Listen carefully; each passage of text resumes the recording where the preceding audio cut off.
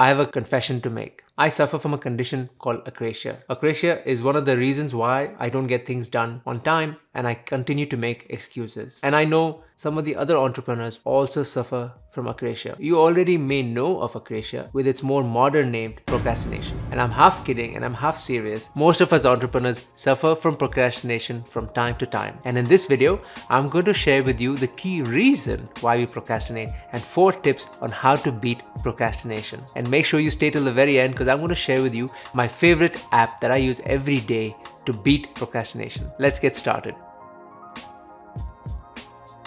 Hi and welcome to the Elevated Entrepreneur YouTube channel. My name is Dhiren Bhatia. I'm the host of the Elevated Entrepreneur podcast and this YouTube channel where I share tips and tricks to elevate mindset, productivity and systems so that entrepreneurs like you and I can quit the hustle game. If you like this kind of video, please make sure you give me a thumbs up and also hit the subscribe button so other entrepreneurs can find this content. There's one key reason why we procrastinate. That is called Parkinson's Law. Parkinson's Law was founded by a gentleman named Cyril Parkinson, who is a famous British historian and author. And he coined this term because he understood that any given work will expand to the time that we give it. And that's the reason why entrepreneurs like you and I tend to deliver our best work when the deadline's really close. And a really cool video to explain this is Tim Urban's TED Talk, Inside the Mind of a Procrastinator. Tim shares is the appearance of 3 different characters that show up from time to time in our heads. The first one is the rational man or the rational person. The rational person is the person that wants to get the best work done and we want to start really ahead of schedule. We're going to want to spend our best time planning and getting things all lined up so that when the 6 months roll around, we have completed and delivered our best work. But here's what happens. The second person shows up. As soon as we start planning, the instant gratification monkey shows up. And the instant gratification monkey is the person that is responsible for us to forget about the most important thing and instead focus on the thing that is most important at this moment in time, such as checking email, checking social media, looking at YouTube and playing music, or just getting the most mundane of things done because that's really what's important at this moment and that gives us gratification now. And Tim says, as time passes, when you're getting closer to the 6-month deadline, another person shows up and that's the panic monster. The panic monster is the person that now gets us kicking into high gear because the deadline's really close and we've got to get stuff done, and that's when we get our best work done. So Parkinson's Law shows up in 2 ways. One, knowing that you have enough time. And that's the example that I just gave you. If there is a project or a presentation due 2 months from now, you're going to spend the first month and a half planning and making sure that you're going to do everything right. But as time goes on, things just fall to the wayside and you get the presentation really completed in the week before the presentation, maybe even 2 days before the presentation is due. The second way that it shows up is believing that you need more time to get something done. And that's typically because us as entrepreneurs tend to overestimate how much time we actually need to get something done.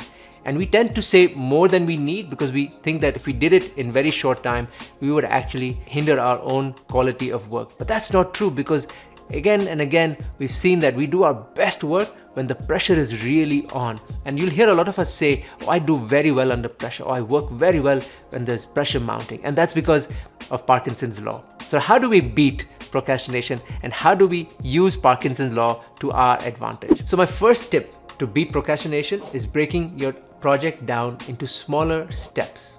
And that's because it's not motivation that creates action, it's action that creates motivation. For every small step that we take, we create more motivation to get the next step done. So remember, the next time you're facing a big project, break it down into simple tasks and create small actionable steps that you can take that will help create the motivation to finish the rest of the steps in that list. The second tip that I want to give you is to work in chunks of time so that we can use time to our advantage.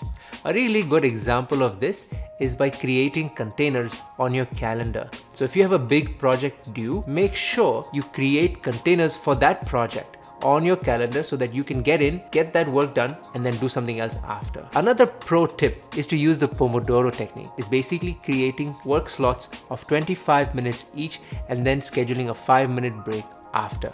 So you can string up multiple Pomodoros, which are work slots of 25 minutes, and then breaks worth 5 minutes after each Pomodoro. It's a really cool and easy way to get your best work done regardless of when the deadline is. Tip number 3 is setting up deadlines. Now, we talked a lot about Parkinson's law kicking in when there is a deadline. Whether that deadline is 6 months away, a year away, we know what we have to get done. What about the times when there are no deadlines? Like, for example, life goals such as running a marathon or setting up a YouTube channel or setting up a podcast. We know how important these things are, but yet we tend to push these things off into the future because something else is taking up priority right now.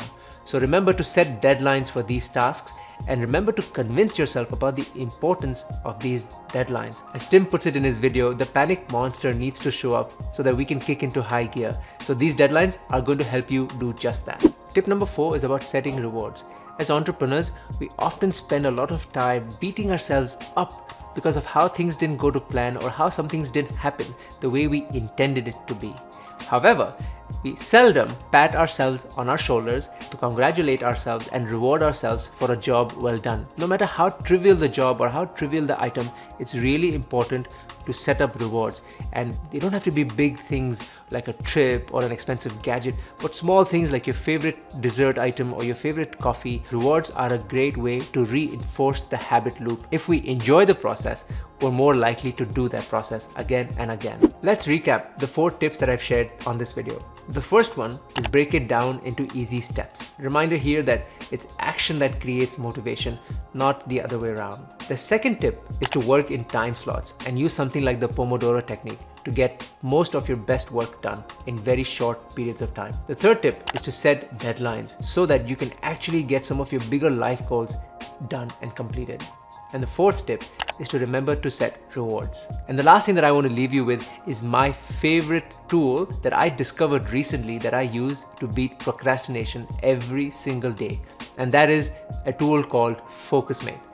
FocusMate is this online website where you can log in, create an account, and schedule 25-minute time windows with someone random on the other side of the internet to get things done. Because as I mentioned at the beginning of this video, you and I get our best work done when there is pressure, when there is somebody holding you accountable. And FocusMate is a brilliant way to get stuff done. I hope you enjoyed this video. Make sure you click here to check out this other video.